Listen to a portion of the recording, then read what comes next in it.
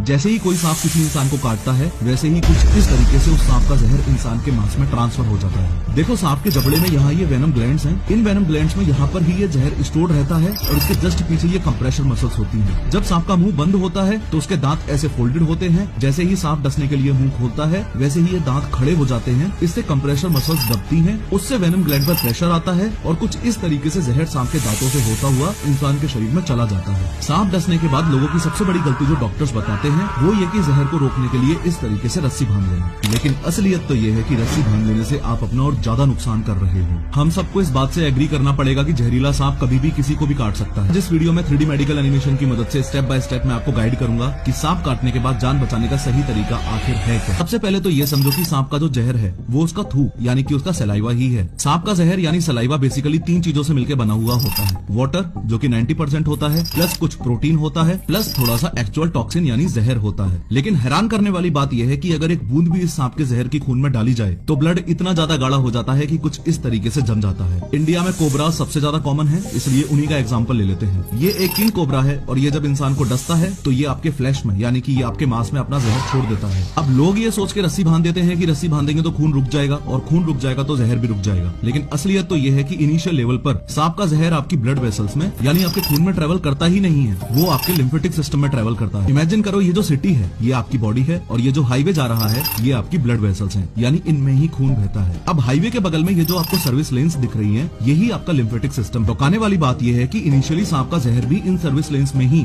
यानी इस lymphatic system में ही ट्रेवल करता है, आपके हाईवे पे नहीं यानी आपके ब्लड वेसल्स में नहीं। इसलिए सांप काटने के बाद जैसे ही आपने रस्सी बांधी वैसे ही आपने सिर्फ हाईवे पर बैरिकेड लगाया है। सर्विस लेन्स अभी भी खुली पड़ी है और जहर उनके थ्रू आपकी बॉडी में ट्रेवल ऑलरेडी कर चुका है। इसलिए रस्सी बांधने से आपका नुकसान कुछ ऐसे होगा कि हाथ के उतने हिस्से में पहले तो ऐसा एडिमा डेवलप हो जाएगा, फिर ऐसे ब्लिस्टर्स पड़ जाएंगे और हाथ नीला पड़ जाएगा और सबसे लास्ट में कंपार्टमेंट सिंड्रोम की नौबत आ जाएगी, यानी मसल्स पर इतना प्रेशर डेवलप हो जाएगा कि वो वहाँ से फट जाएंगे। 100 बात की एक बात यह है कि सांप काटने के बाद अगर आपने रस्सी बांधी तो जहर तो शरीर में वैसे ही फैला, ऊपर से हाथ काटना पड़ेगा वो अलग। साथ ही ये बात भी याद रखो कि ये इनिशियल स्टेज थी, वरना ऐसे तो सर्विस लेन्स लास्ट में जाके हाईवे में ही मिल जाती हैं। खैर मॉडर्न मेडिकल साइंस का मानना है कि सांप के काटते ही सांप से दूर होने के बाद सबसे पहली कोशिश आपकी ये होनी चाहिए कि परेशान नहीं होना है, शांत रहना है। मैं समझ सकता हूँ कि उस समय शांत रहना असंभव है, इसलिए आपको बता रहा हूँ कि दुनिया में सिर्फ 30% सांप ही जहरीले होते हैं, 70% तो नॉर्मल सांप ही हैं और जो 30% जहरीले हैं उसमें से भी 50% चांसेस हैं कि सांप ने जहर इंजेक्ट किया ही नहीं, जस्ट आपको डराने के लिए उसने ड्राई बाइट किया था। मॉडर्न मेडिकल साइंस ये भी कहती है कि जहाँ सांप ने आपको काटा उस लिम्ब को बिल्कुल भी मूव नहीं करना है, क्योंकि जितना ज्यादा मूवमेंट करेंगे पूरी बॉडी में वेनम उतनी ही ज्यादा तेजी से फैल जाएगा। डॉक्टर्स का मानना है कि उस एरिया से ज्वेलरी और टाइट क्लॉथिंग भी टोटली रिमूव कर देनी चाहिए। आपके जहर से बचाने के लिए 2 रियली इंपॉर्टेंट बातें ये हैं कि या तो आपके पास या जिस भी पर्सन को आपने हेल्प के लिए बुलाया है उसके पास सांप की फोटो या डिस्क्रिप्शन होना बहुत जरूरी है, और सांप ने कितने बजे आपको काटा ये बात पता होना भी बहुत जरूरी है। इनफैक्ट गाइडलाइंस तो ये भी कहती है कि सांप के काटने के बाद जैसे ही आप घाव धोके उस पर बैंडेज लगाते हो तो उसके ऊपर ही सांप के काटने का अप्रॉक्स टाइम भी लिख देना है। ऐसा इसलिए बोला जाता है कि हॉस्पिटल पहुंचते पहुंचते अगर पेशेंट बेहोश हो भी गया तो भी डॉक्टर को तो सही डिटेल बैंडेज पर दिख ही जाएगी। और सांप की फोटो खींच के रखने वाली बात के पीछे लॉजिक ये है कि एंटीवेनम्स बेसिकली 2 प्रकार के होते हैं, मोनोवेलेंट और पॉलीवेलेंट। ये मोनोवेलेंट वाली डिब्बी के अंदर वो एंटीवेनम है जो उस पर्टिकुलर सांप के लिए ही बनाया गया है, जैसे कोबरा का एंटीवेनम अलग होता है और रेटल स्नेक का अलग होता है एक्सेट्रा। लेकिन पॉलीवेलेंट वाली डिब्बी के अंदर एक कॉमन एंटीवेनम होता है जो काफी स्नेक बाइट्स पर असर करता है और कुछ पर असर नहीं भी करता है। अब पेशेंट तो हॉस्पिटल पहुंचते पहुंचते बेहोश हो सकता है, लेकिन अगर आपके पास फोटो हुआ तो आपको सही एंटीवेनम दिया जा सकता है। सोचो अगर आपने गलत डिस्क्रिप्शन दे दिया और किसी दूसरे सांप का एंटीवेनम डॉक्टर ने पेशेंट के शरीर में डाल दिया तो